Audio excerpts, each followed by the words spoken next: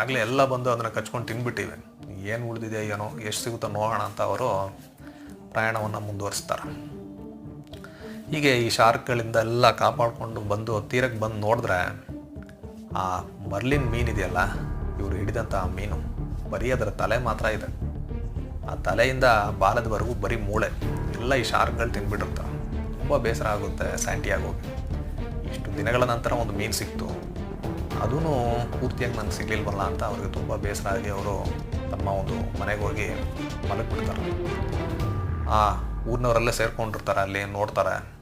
ಪಾಪ ತುಂಬ ಅನ್ಲಕ್ಕಿ ಪರ್ಸನ್ನು, ಏನೂ ಸಿಕ್ಕಿಲ್ಲ, ಬರೀ ತಲೆ ಮಾತ್ರ ಇದೆ ಅಂತ ಮಾತಾಡ್ಕೊಳ್ತಾ ಇರ್ತಾರೆ. ಅಲ್ಲಿ ಮ್ಯಾನೋಲಿನ್ ಕೂಡ ಇರ್ತಾನೆ. ಅವನು ವಾಪಸ್ಸು ಆ ಸ್ಯಾಂಟಿಯಾಗೋನ ಗುಡಿಸ್ಲಿಕ್ಕೆ ಬಂದು ನೋಡ್ತಾನೆ.